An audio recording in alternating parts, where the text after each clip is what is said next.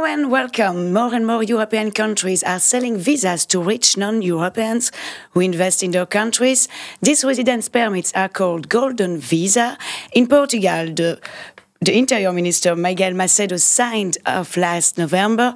After this scandal linked to corruption, will this have an impact across Europe? And is the European continent becoming a welcome land only for rich foreigners? That's the topic of you talking to me today.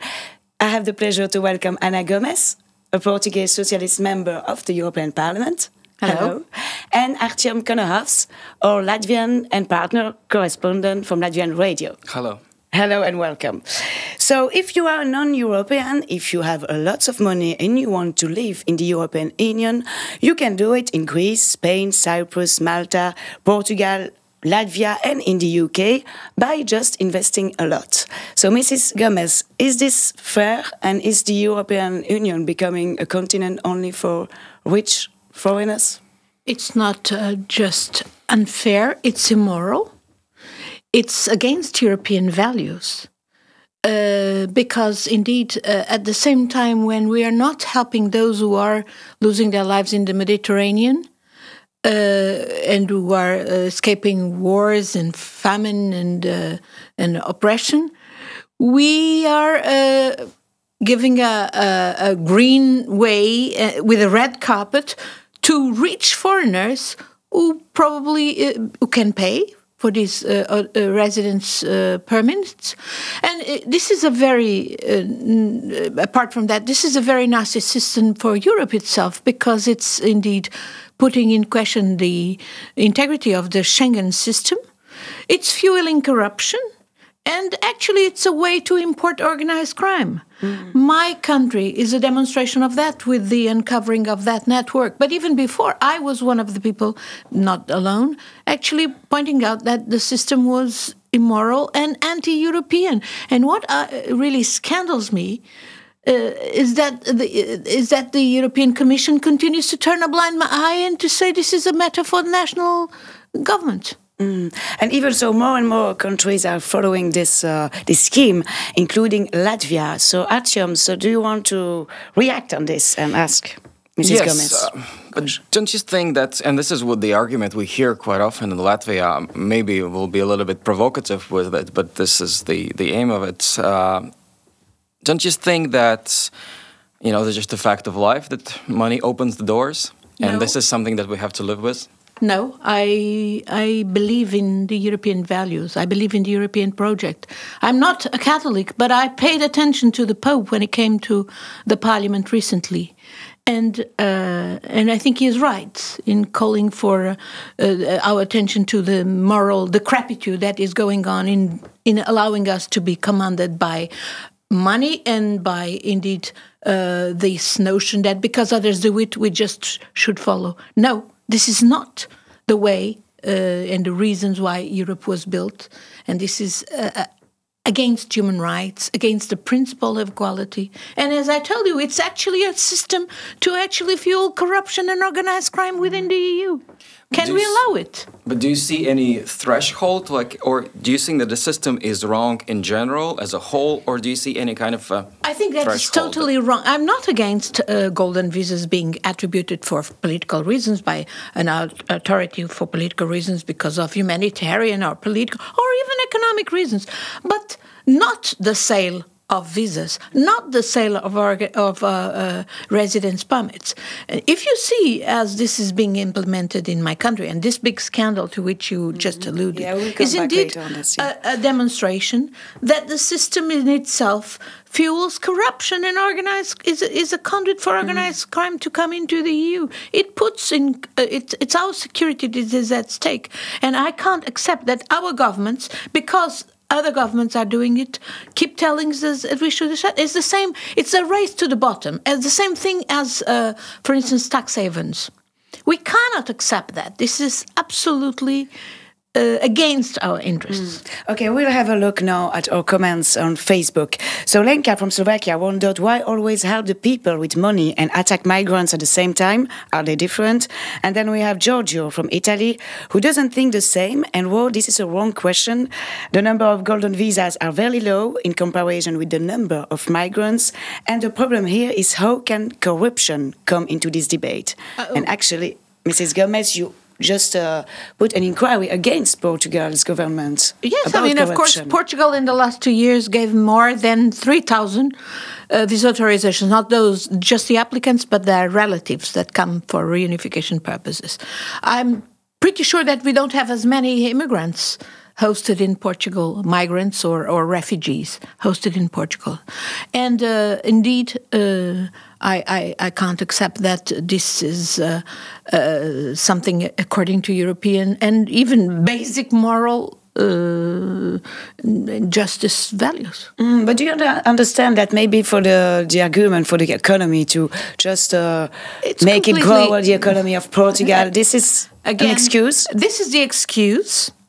But really, the system in Portugal again demonstrates that this is not true, because indeed the government is and the minister, the vice prime minister who conceived the program, is boasting that it has meant more than 1 billion into Portuguese coffers. But indeed, it's not into the state coffers; it's into the pockets of most real estate operators who have been the ones really benefiting from the system, because there is only of the more than 1,800 applicants that were given the residence permit, only 3 argued and invoked the objective of creating 10 jobs each. Only 3.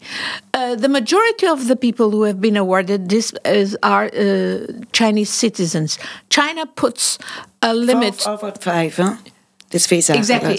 China puts a limit on the money that each citizen can export per year. I think it's something like 50,000 euros a year. And in order to pay for a golden visa, you need 500,000 at least to buy an apartment. That has completely... So we are actually helping a system of corrupting or corrupt in China wants to put their money outside of China. And the benefits for the Portuguese economy, as I said, are ridiculous. They are indeed distorting the real estate, a segment of the real estate. And as I said, they are a source of corruption to the point that indeed this network of top officials from the state have been arrested. Okay, I just want to disturb you because actually we have our correspondent from Portugal, Francisco from Renascença Radio, with us over the phone, and he wants to ask you a question. Francisco, hello.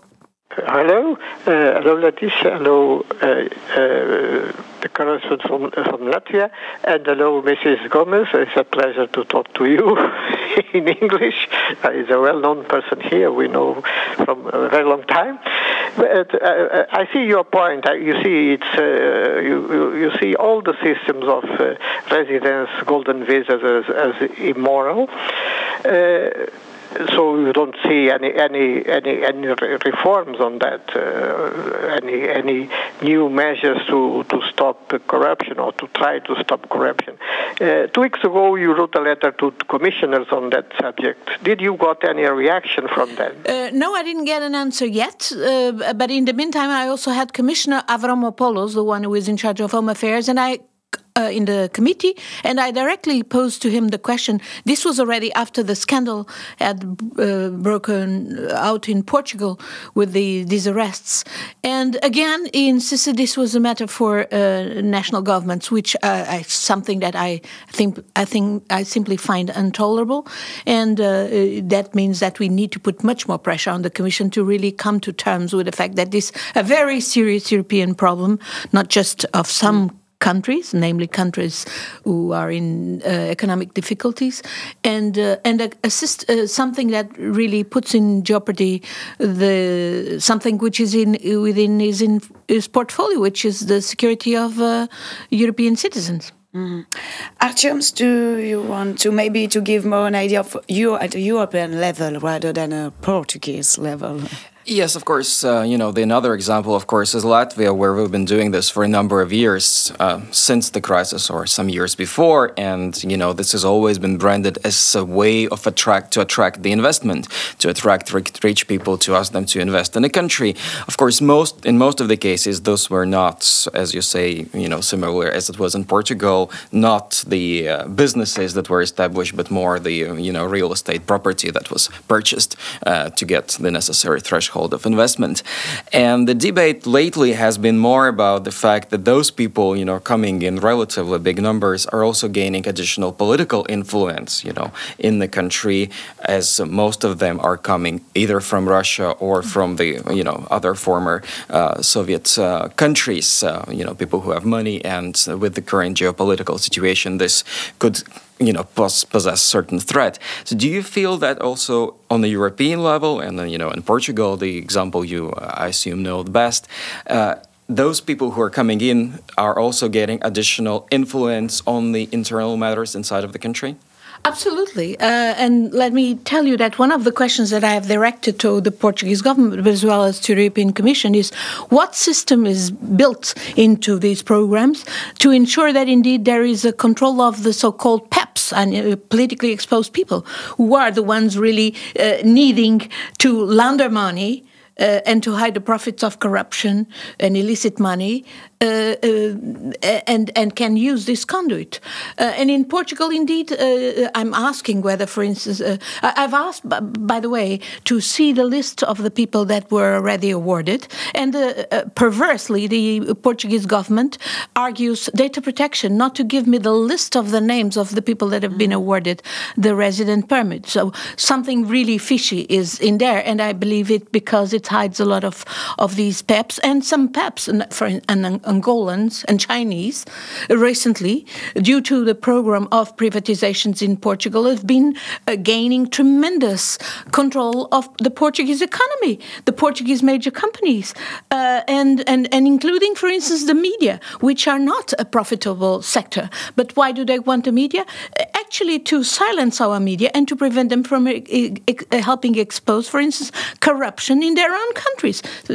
Take the case of Angola. It is very clear that there is an objective to control the Portuguese media, to prevent them from exposing corruption in Angola itself, which is a country that in the last corruption perception index of Transparency International comes in as one of the countries where there is a higher level of corruption, and things have been getting worse lately. Yeah, so we will soon wrap up this program. But last question. So you're fighting in the European Parliament against this issue on golden visa, but this remains at national level. Do you think you will come and end up at a European level? Oh yes, because more and more colleagues are very upset and realizing the perversity of this system.